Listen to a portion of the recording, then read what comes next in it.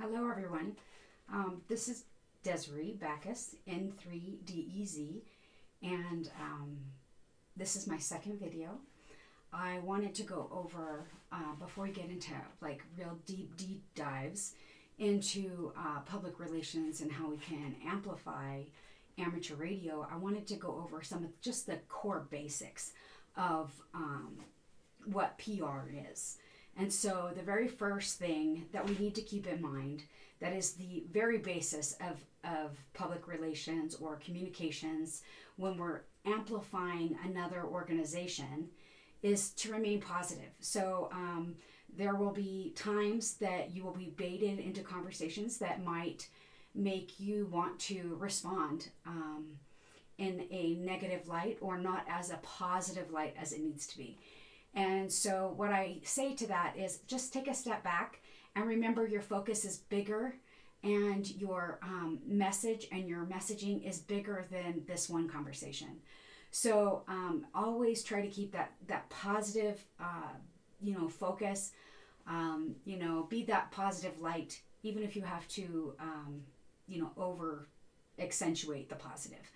And so sometimes that's easier said than done. But that is one of the challenges that we have in public relations or in communications. But that is really the basis of communications. We're trying to amplify the mission and the values of the organization that we are supporting or we are amplifying or we're communicating for. And because of that, they trust you in order to move that ball forward. So whether that is for a club, if that is for an organization that supports the clubs, or if that's just for amateur radio as a general hobby, or a professional realm of supporting RF technologies or astronomy or whatever avenue that's within that ballpark. So that's really the key. Always stay professional. Always stay positive. Always stay true to the code of ethics for amateur radio operators. If you haven't read it, go out and search for it and definitely look at that. Take a look at that and especially in public relations, marketing, communications, any of those things. Ethics is a huge part of what we do. And so amplifying what we want to see in the world is really the best way that I can explain that. So if you are projecting that even within your groups or within your teams or within your organizations, that will come back to us. And so try to remain focused on that, stay true to our ethics, and stay away from, religions and politics. As, in common everything, no matter what that is, try to stay out of those conversations. And again, people try to bait you with things, and especially in organizations when you out around social media or things like that, just try to stay away from those conversations. You don't have to necessarily silence them, but try not to engage in them. And so if you really want to engage in that conversation, make sure that you get out of the public feed of that organization and get into your private feed as yourself. And so as yourself, you are entitled to have your own opinions and your own structures and things like that. But when you're representing an organization or a club or anything else, just know that we need to stay out of those kind of arenas. The other thing is, when you're representing an organization, it is vitally important. Communication is really the key to everything, whether you're in business, in IT, or anything like that. Communication is the basis of all interactions between human beings. And so if you're going to be successful in whatever project or plan that you have going forward, you have to make sure that communication is rock solid, especially in public relations or communications kind of efforts. We need to know what kind of branding that we're putting forward for our organization. If that needs to be updated, we need to be able to say that and have those conversations within those realms and say, this is a little dated. Can we update it? Pick colors. I know this sounds silly, but pick colors that really represent the organization, what they want to project. You can go out online anywhere and look at what the psychology of colors are and what that kind of brings to mind in people's minds without them even knowing it. And so picking those kind of things to amplify the message, that really helps, right? You don't have to use it in like stark terms or, you know, really over the top stuff. You don't have to have bright colors or, you know, anything like that.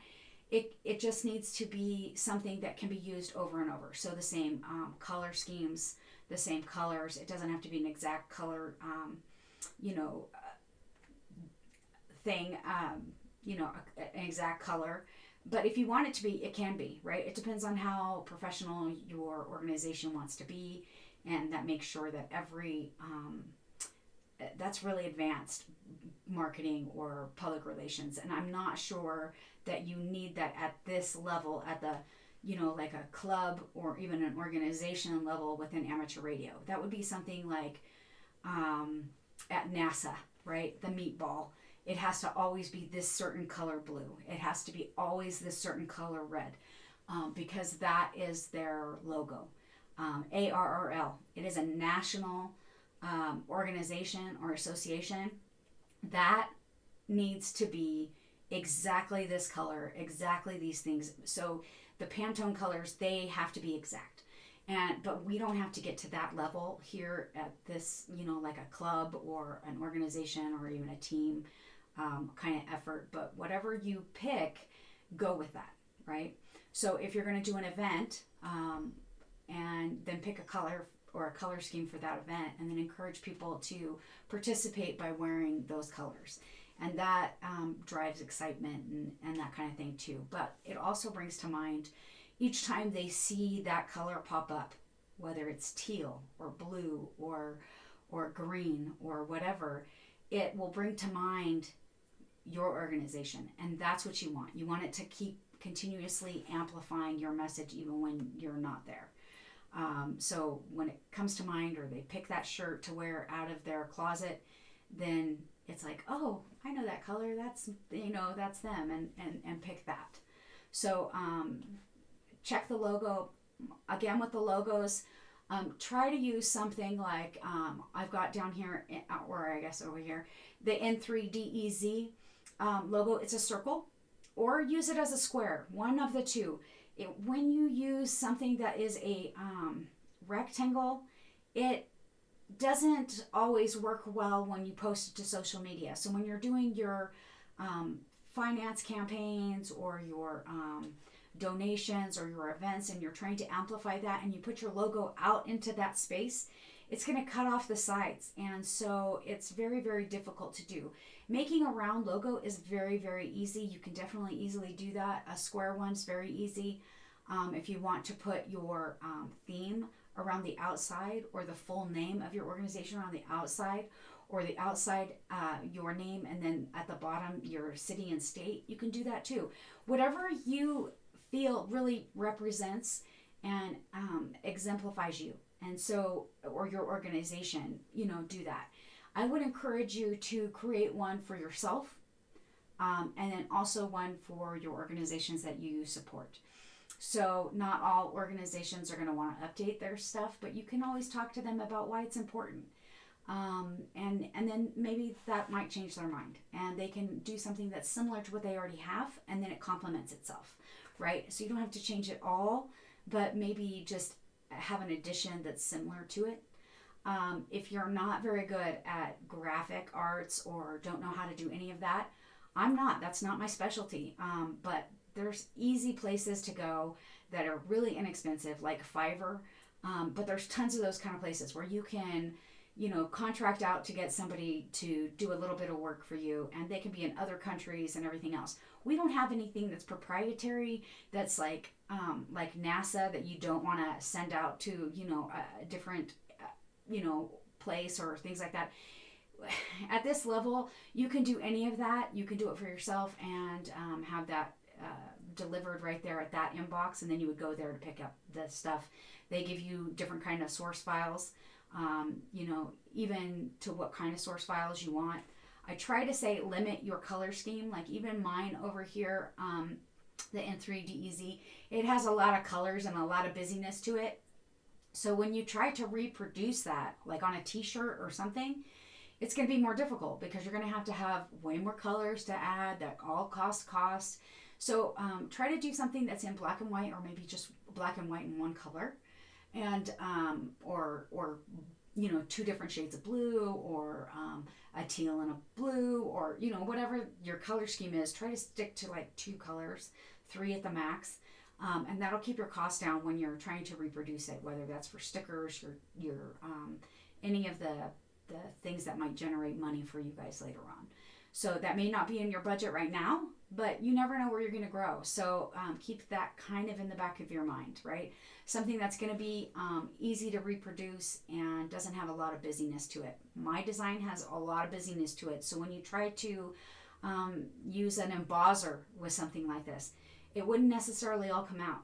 It doesn't mean that it would be bad, but it doesn't mean that it would all come out, right? So something with like minimal lines or a minimalist design, that would be really great. So think about that, and I would definitely move forward with that.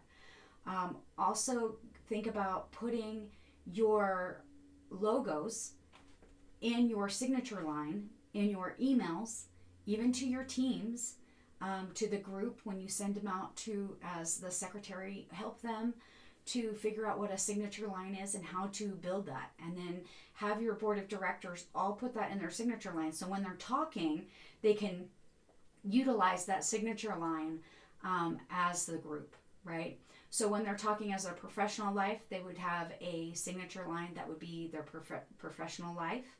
And then when they're talking as the club, or they're talking as a member of our club, they would just use a drop down and go to that drop down organization's name, and it would have the logo underneath their name, and it should have the website of your thing to always point them back to that. And that is very, very important for communications and public relations, because it helps to amplify, 1, your professionalism, 2, it amplifies your group without even having to do any work with it. So when you're putting forth an email to other organizations or other teams or other groups that you might be supporting for an event, that's already there. They can easily get back to your websites and do all that stuff. They want to check something out, or something doesn't seem right. They want to verify that you are who you are and that there is a real organization. This does that without them having to do any work, right? So make sure the links are active so they can just click on the link and go. The other thing is, know your organization's missions and values. The mission and values are totally different. So your values are what drives you as a common group, right? So maybe your value in your group would be, a lot in amateur radio, is a service organization.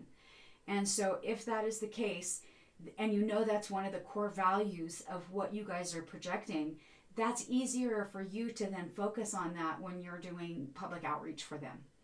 Okay, and so maybe it's research and development. Maybe it's, the emergency preparedness side. Maybe it's education or STEM education with kids. Whatever that core value is, and it could be more than one. There's a lot of organizations that have like maybe 2, 3 core values. Some have a lot. But once you know what those are, then you can kind of break those down into what you want to amplify in the social media space, and how to, in your emails, amplify that in order to get that information out to more people. So that just helps you immensely. So the values are very, very important, but also the mission, which could be totally different, okay? So let's just give you an example. An example is, we have a network group that maintains the backbone and the repeater systems throughout my state. And they really amplify, or really encourage, one of their core missions is their education and outreach, right? And so they call it their name, and they have a specific name for it. And so in order to amplify that mission, it's important to know what those missions are. What are their core values? What are their missions? What are the things that they are really, really working on? So obviously it's very much for emergency preparedness. That's first and foremost. But in that, it breaks down into, littler, smaller sections that are very, very important to this group. And so being able to amplify that for them is huge. And so knowing their core values and their mission, whatever organization or group that you support, is key for putting that message forward. The other thing that's not always apparent, but is very, very, very important when you're talking to the board, and a lot of times, especially in technical fields, operators or even board members don't want to put their names out there because they think it might, put them in some jeopardy or some kind of thing. An organization needs to be able to put their board members and their officers out front. That's part of the job because they are representing that group of people. And as you grow and as you get bigger, or as you want to gain more membership, or you want to be more active in the community, people want to know that they can trust the names and the faces and the people behind the organization. And if you're obfuscating yourself, they may not want to jump into that. That just seems kind of sketchy. And so, especially nowadays, people are becoming more and more aware of things that may not just feel right. And I strongly encourage you to at least get their names out there, their names and their call signs. Have them create a QRZ page, even if that QRZ page for themselves points back to the club. Okay, so even if they don't want to say too much about it, you can always have a P.O. box for their, if they really don't want their address out there or someone to look them up. But even when you make contacts or you're doing DXing or things like that, people can look you up, and that's part of the fun of it. So maybe that's part of the conversation that you need to have is, these are the options that we can do. We really need you to be able to put a face forward, that kind of a thing. And these are the ways that we can help, protect you if that's a concern that you have. So research those kind of things, but having a face and having a name and having your core board members listed is very, very important. And so I would strongly encourage that. Their names, their titles. I would even go so far as to say your photos. So even in your signature line, I like to receive emails, and I like to give emails where my logo is at the bottom, but also my photo. So when people are getting that, they know who I am. And then when they see me at an event or something like that, they know they can come up to me and be like, hey, you're from Rocky Mountain Ham, or you're from, this and that organization or this club or whatever the case may be. And so it brings everything into focus. They know who you are, they can recognize you, and then they can come over and you can have really great conversations and dialogue. So that's important, I would say, for all club members, but especially the board. But that's up to you. Take it as far as you want or as not, and you can just throw it by the wayside. But that would be one of my suggestions. The other suggestion that I have that I want to cover on this episode is websites. I want to talk about our websites. Amateur radio is notorious for having websites that are very, very outdated. Whether that's outdated information, non-existent information, or points back to an old website, or it's not current, or there's no current photos, or there's no current information on how to get a hold of the club or where the club is located. The very first page, when you put forth your website address out into the ether, okay, for the rest of the world to see, the very first page should talk about your mission and who your organization is. Too many times it directs to other places, like maybe a list of write-ups that they've done, or things that they've accomplished, or how to donate to the club, or what the meeting minutes are. None of that. That's all like second level. That's all next tier, right? That's a second button that you can dig down deeper into. The very, very first page that comes to on your organization should be a splash page. And that should have photos that grab their attention, a couple little lines per each thing, naming some people that are in the photos or what the photo is about.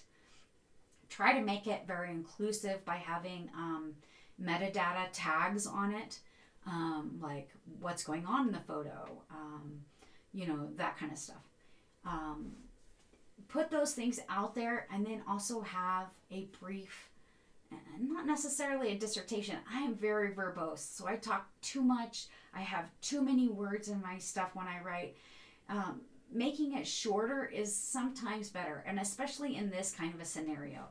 If you can give a short answer as to who you are, what you're doing, what your missions are, what your values are, if you can get all that into like less than maybe, I would say 600 words or less, that would be ideal for your splash page. And that gives people a really good synopsis of who you are and what you have to offer. When you have secondary pages that you can go to, different tabs, different things, then you can drill down on all those other wonderful things that you do. One tab that you need that most places overlook or don't do is a photo tab. Just photos. Where people can just randomly go through your photos and see the fun things that you guys have done.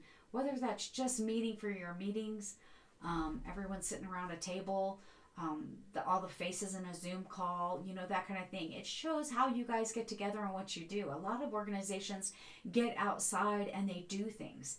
Whether you're doing a camping trip together, or you're doing a vacation together, or you're doing a trip to Quartz Fest together, or you're doing, whatever the case it is. You're doing an antenna shootout at your local park, or if you're doing just coming together for camaraderie for field day, right? Those kind of things. If you're contesting, take photos, post them out there, and that amplifies who you are and what you're doing. If people come to your site and they don't want to get knee deep in an essay about what you're doing and how you're doing it, they can easily click through your photos and see who and what you are. Not only that, but it shows how friendly you are and how open you are, and whether or not they want to be a part of your team. So that is very important, as much as it is important for all the other tabs that you have. Don't get rid of them. Make sure that you add that if you don't have that already. If you do, then you're doing great. So that's really one of the first things that I would definitely suggest. When you drill down on your activities, this is another thing. When you have an activities tab, I would have drill downs for it. One should be what's going on currently. That should be your first one. And that's what you should have as your front-facing activities page. Linking to that, at the top, you should have two other links that follow it. Your past activities and your future activities. So things that are on the horizon. Even if you do an annual fest, amateur radio fest every year, you should have a splash page that says, we have secured our location for next year. This is the date. This is the time. More information to come. That is very simple to create. Doesn't have to be fancy, but it lets people know what's coming in your future. What are you guys planning?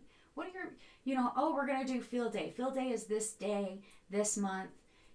More information to come as to location and all that fun stuff. You don't have to have all the answers to put a little bit forward, right?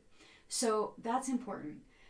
When you build something out on social media for your events, you really kind of need to know all the information before you build that. But on your websites, you don't need to. And so just remember, your future going forward doesn't have to have all that information.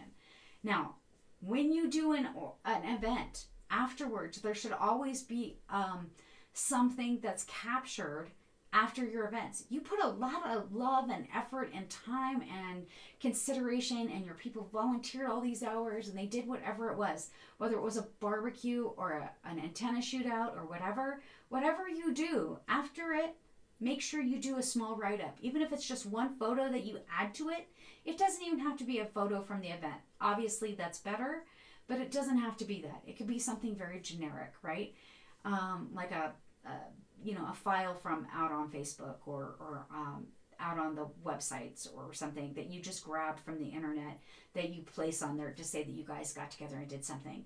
The blurb that you put for your event thing, it could be a short, 3-sentence, 4-sentence paragraph. It doesn't have to be anything major, but each activity should have some kind of a synopsis, and it shouldn't be on one person to do it all. So whether it's the whoever is the chair for that event, that should be part of the thing that goes on. You should also have a lessons learned document that's saved somewhere within your guys' websites, whether that's your ham radio online, stuff that you keep your documentation, even if it's just a steno pad that you keep in the clubhouse. Make sure that after each event, you guys have a discussion between everybody, that you write down your lessons learned.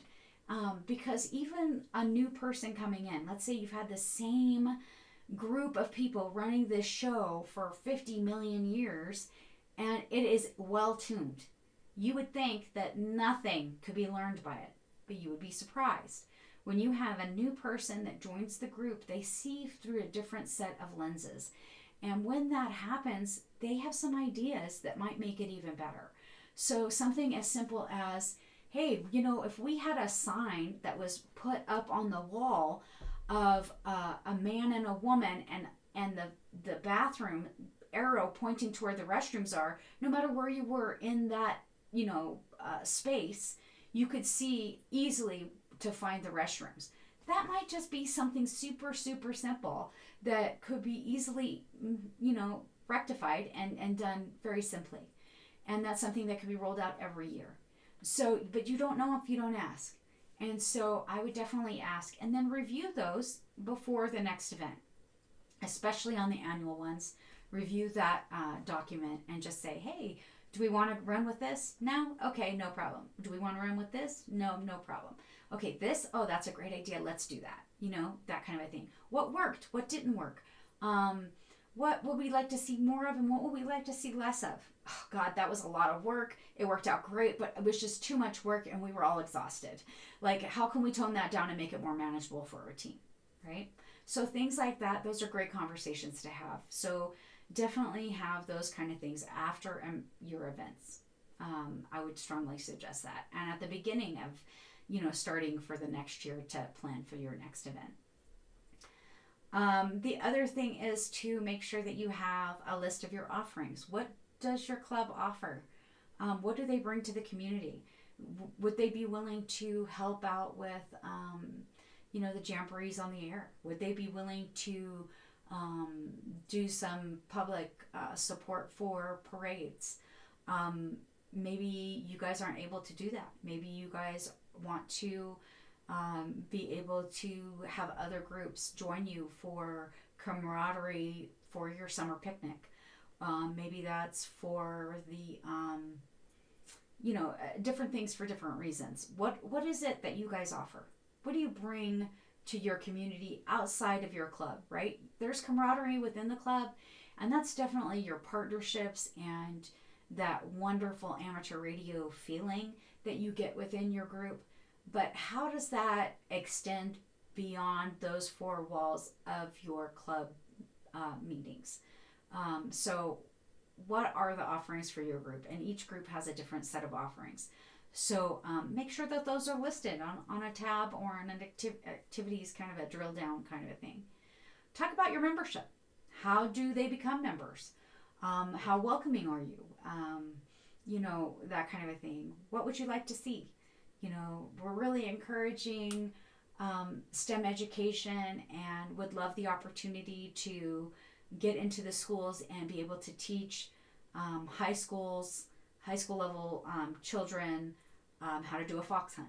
or something like that, right? So you have your offerings. What do you guys offer, and what you're bringing out there? What do you want for your memberships? How do they become? Who do they contact? How much is your dues? If you don't have dues, how do you become a member? What does that look like? I have one organization that I work for that they don't pay dues, but it is by sweat equity.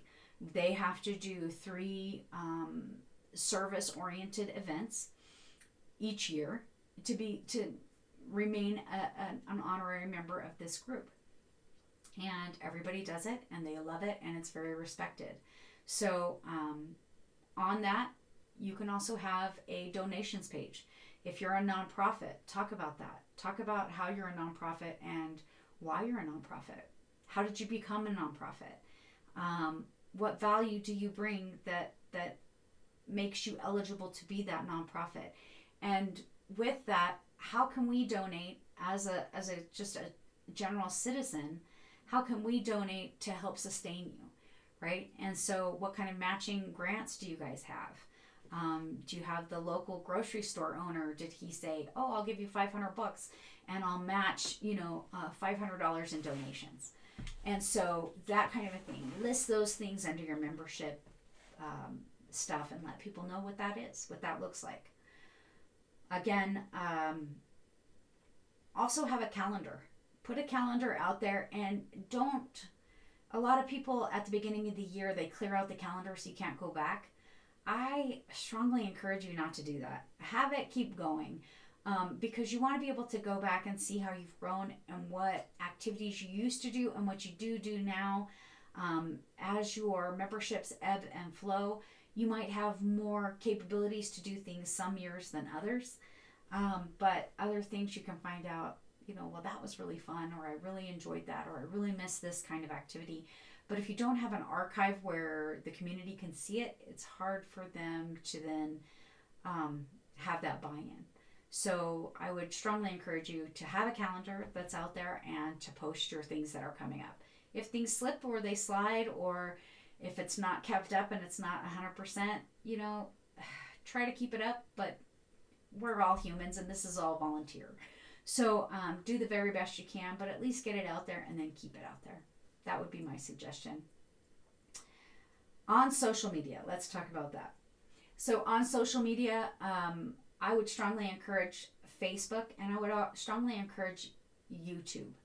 A lot of places, the younger generation is really into Instagram, but by far the largest social media site that gets the most action is the YouTube site. So if your club does not have a YouTube, you don't have to post big long videos like this one to YouTube, but you can post 5-minute snippets when you guys think of something, or there's something to share. They could be 5 minutes long and just, hey, this is our clubhouse, let me show you around, or hey, this is what we've got going on, we hope to see you there soon, that kind of a thing. So have those very short little things out there, but just having a YouTube site is really, really important. So think about that. You can do that with your smartphone. Most everybody has smartphones at this day and age, and it doesn't take much. It takes a little bit of practice because, God knows, it doesn't come naturally to anybody to sit in front of a monitor and a computer and talk to nobody. But you will become easier at it and more proficient at it, and your guys will be too. So get them to start talking to you. Ask them questions, that kind of thing. Get them to answer on camera. You don't even have to post the first ones, right? When they don't go well, don't post them. But if they do go well, or you can edit them, there's free editing software out there that's very easy to use. You can, very much make it very easy. You can make it as complicated as you want or as easy as you want. And I say that about amateur radio too, right? So you can get as expensive or inexpensive as you want and get into this hobby. Same goes for social media. Have somebody do it that wants to, right? Don't tell someone to do it if they hate social media. If they are anti-social media, that is not who you want to put in charge of social media. It's a great way to bring people in that are younger, right? So get that younger group and say, hey, we really need a social media expert. Can you help us kind of, manage that part of our page? And somebody might really love that. And then exalt them. Give them kudos for it. Thank them for it. Tell them that we've gotten way more traction at our events, or this or that, or we've seen an increase in donations, or our memberships have increased. Hey, good job. You're doing a great job. Thank you so much. We, from the bottom of our hearts, we really appreciate you and everything that you bring to our group, So make sure that conversation is had, and that it goes both ways, that you thank them and that kind of thing. But that's how you're gonna draw them in too, because they're really, really good at that. It's also about when you're doing the posts, whoever is doing those posts out on social media, there's really 3 things that you need to kind of verify and do every week. So I would say 1, 2, 3 posts every week from whatever organization that you are supporting. And it's not very hard. 1 should be informative. What are you guys doing? What have you done? What is your mission? What is your values? It doesn't have to be all of that. Pick one thing. Give them some kind of information that you're giving them each week. The second thing, if you're going to do 2 posts a week, or every other post, every other week, the second week of the month, the second thing should be something that's inspiring. What are you guys looking forward to? What is your guys' values, right? What are something that inspires people to latch onto what your values are and to be a part of your organization? So really amplify something that's inspiring, whether that's in the amateur radio community as a whole or within your own group. So the second one, first, information. Second, inspiration. The third would be to be a call to action. So whether that is, become more active on the radio, become more active in a DX challenge or a contact challenge or a thing. Challenge your group or your organization as a whole for your membership to, work all states. Who has their worked all states? Who doesn't? How can we help them to get that? Right? What suggestions would you give to somebody within our organization that doesn't have their worked all states? How do you help them get into the logbook of the world if they don't have it already set up? How do we, do those things? So now you've created a mentorship thing. It's a call to action where some members can then mentor or Elmer somebody else. Just to become an Elmer, you don't have to be proficient in everything, right? So keep that in mind. Just you want people that are good at one thing, and maybe they can do a meeting on it, right? To make sure that people that don't have that skill set can do it. And it can be as simple as, getting onto the logbook of the world, or how to, submit an ADIF file or something like that. So whatever the case may be, a call to action, inspiration, and information. Those are the 3 things, right? So each week or every other week, those are the 3 things that I would just keep kind of rotating around. And it could be something different every single time. But those are those are the social media, that's pretty much it. Obviously, there's more things, right? So you can then amplify other people or other organizations, things that you find that's out there, like the activities that are amplified through HAMSI or M17 or, things like that. Whatever is out there, your local radio astronomy group or things like that. Maybe that's not your capability, but you really want to exalt or amplify somebody else's organization or things like that. Your repeater group or, whatever it is. That could be your 4th week each month. So there's way more things to do that engages your community and connects them to the bigger community, not just your little bubble or your little hub. But consider that, right? So that would be my third, really most important for your organization. Share information, inspire them, and then have a call to action. That's for your club. Outside of your club, to connect you to the greater community, is that 4th thing, And that is connecting them to other things that are happening within the amateur radio community, whether that is a law that's being, passed, or a legislation that's, working through ARRL, and they're, amplifying us, or, something that they're working on with the FCC, or, education, outreach, connection to the bigger community. Those are really important. So social media, I think that's great. With all of this, if you aren't doing it currently and all of a sudden you're trying to implement it in your organization, I want you to be prepared for kickback.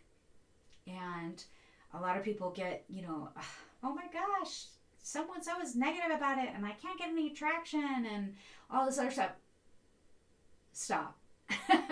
Stop and take a step back and understand that all change is difficult and resistance to change is very normal. And so people like status quo. They want it to be the way that it is. But if you want your organizations to even sustain, you have to continuously be growing. And we as humans need to grow. We need to continuously learn. It's what got us into this hobby.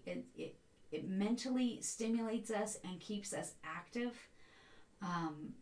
Being able to reach out with other people, learning how far we can reach, or being excited about a contact, being able to share those experiences with one another. This is all about keeping us mentally connected. And change is part of that process. If we want to stay current and we want to gain memberships, or we want to amplify our funding sources, then we need to be able to reach out and do things more into our communities and not just stay in our small little bubbles. If we stay in our bubbles, what we're seeing is clubs are dwindling. They're not getting new membership. They're not getting new blood in. And then they end up folding. And so less and less are within our communities. We need to amplify them, grow them, and let them break off into other organizations if they need to, right? So if, let's say, we have a club in our town and it does a lot of contesting and things like that, but now we have a group of people that are really into POTA, they're really into soda. Well, there's nothing saying you have to be in only one club. You can have two clubs.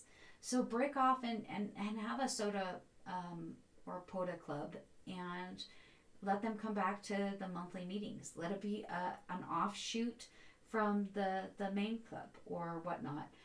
If you like to do camping and you want to do overlanding, or you want to do hiking and all that fun stuff, have an offshoot that really focuses on that and have somebody kind of running that for you. Don't be afraid of reaching out into different directions and having a home base, right? So you can either have divisions within your club, or you can start a new club, or whatever you want to do. But I think that those, just don't be afraid of it. I think growth is normal. Kickback is normal. And what you can do, especially for me in public relations, this is a very technical hobby. So public relations is really something that they don't always fully embrace because it's too flashy, right? It's too much.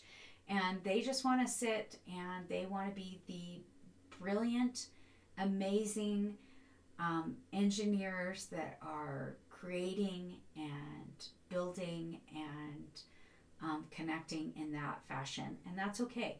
But know within public relations what your value is to this organization and to this hobby is vitally important. Don't ever lose sight of the fact that they need amplification.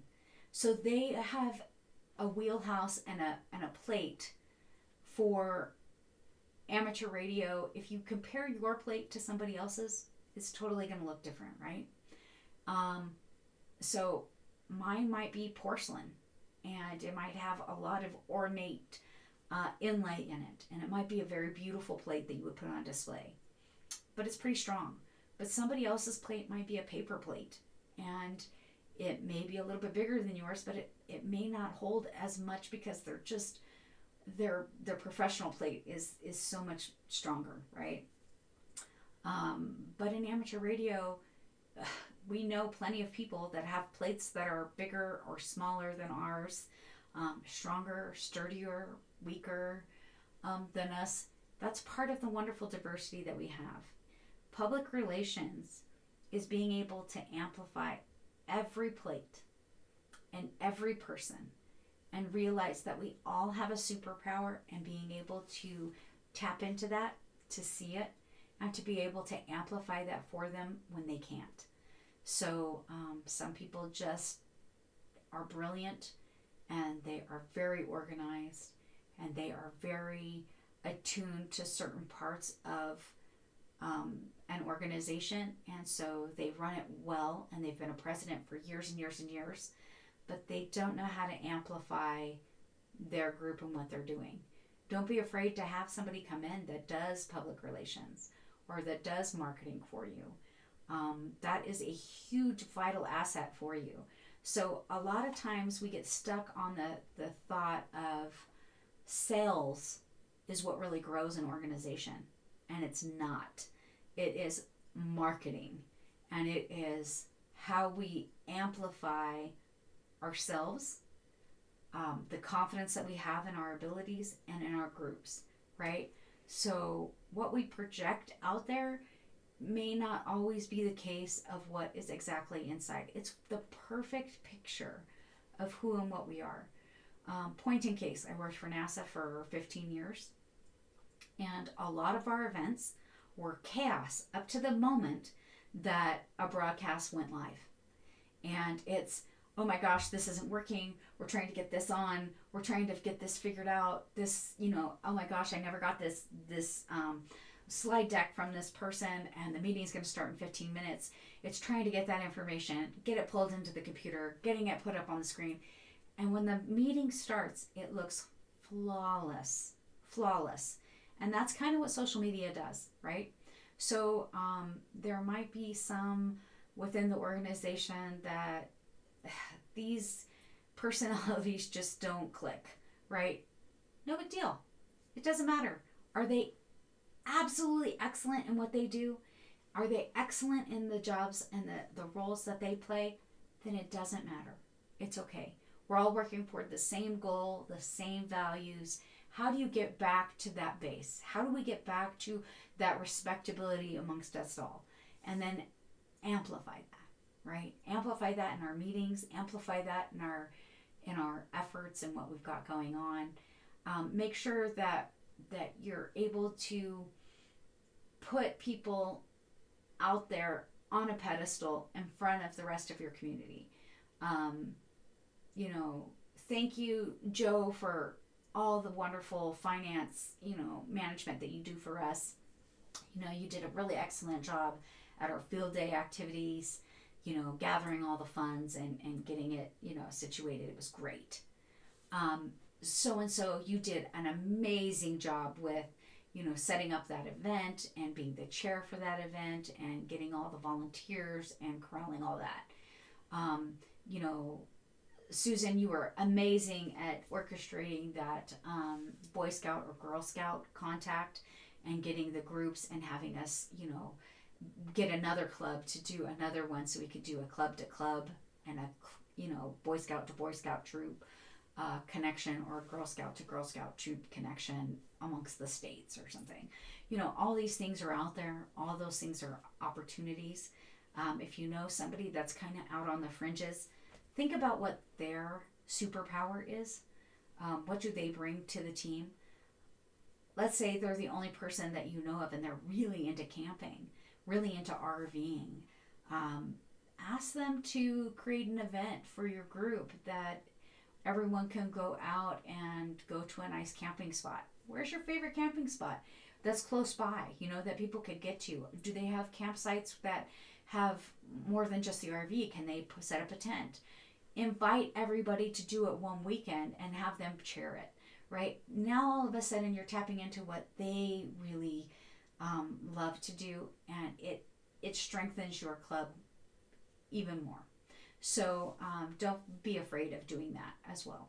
So that's what I say. If there's somebody that's on the fringe or there's a new member, get to know them, talk to them, have a couple of your members, take them out for breakfast, and get to know them and what their situation is, what their family is. Do they have family in the area? Are they out here by themselves? What does that kind of look like?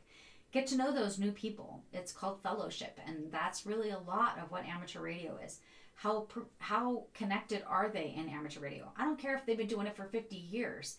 If you've had your amateur radio license for 15 years and you've never gotten on Logbook of the World and you're not making contacts, but you're just enthralled in the community, how can we get you more active? How can we have you sit with us and do those things? What kind of camaraderie are you looking for? That kind of thing. And then how can we connect that to you? So I think that's really a lot about the basics of public relations within amateur radio that we need to kind of think about and amplify. So that this would just be the basics. The key is to know your value and the value that you bring by doing this, right? Obviously, we're gonna dive deeper later on into some of the ways that you can do that, whether that's through social media more. It could be writing an article about not just, building a circuit or something that you're doing, a project that you're doing, which we see a lot of within, that's amplified out on QST. But I would also encourage us to do articles in emergency preparedness magazines, camping magazines, whatever it is that is your focus. Think about that. What do you like to read? Do you like to read the tech magazines? Great. Maybe you could write an article that can go in there. Are you really good at scripting or coding? Can you put an article about amateur radio and the coding that you do within this community out there and that? Those kind of things. And so these are all ways that we can amplify it. If you've got something cool going on with your organization or your club, how can you write a press release in order to send that to your local news stations? And they may not ever put it in, or they might, see the first 3 or 4 come through and not think too much of it, but maybe the 5th one that you send them, they're like, maybe we should send somebody out. They're constantly doing stuff. What does that look like? If you're doing something because there's a disaster in your area, amplifying that and getting that out there is great too. So it could be within the amateur radio community, but it can also be external. So we'll talk about that in more meetings to come. But if you have any questions, feel free to, send them my way. Just remember that any opinions or suggestions that I give on my things out there are really just my personal opinion. So they don't represent any of the organizations that I represent, because I have a lot of hats and a lot of different places. It is my personal opinion. It doesn't come from my role on the Public Relations Committee for ARRL. It doesn't come from the Chief Marketing Officer for Rocky Mountain Ham Radio. It's not for the Public Relations Committee Chair for Deep Space Exploration Society. This is all my opinions, and I'm just putting it out there because I can't be there for everybody. But what I can do is share some of my way of thinking and my personal opinions with you, and then you guys can figure out what works for you and then run with what works and discard what doesn't. It doesn't matter. I won't take it personally if you are like, nope, that's not us. We're definitely this. We're definitely not that. That's fine. Whatever works for you is great, but pick up some of the nuggets, the golden nuggets, and run with them. Amplify them, and then share them with me. If you have something that relates to something that I've said, please add it in the comments below. It makes us all stronger as a community, and it helps us to continue to amplify amateur radio as a whole. So just remember, really, it's bigger than the organization that you're in. It's about amplifying this hobby to the rest of the community, not just amateur radio as a community, but our communities as a whole that maybe have never been exposed to it before, right? So that work is immeasurable for the future of amateur radio. So thank you so much for sitting with me and listening to my thoughts. Again, put your comments down below. I really would love to keep a conversation going with you, and you can always contact me. I am out there on QRZ, and you can contact me at any time. I'd love to have a conversation. Thanks a lot, you guys. Talk to you soon.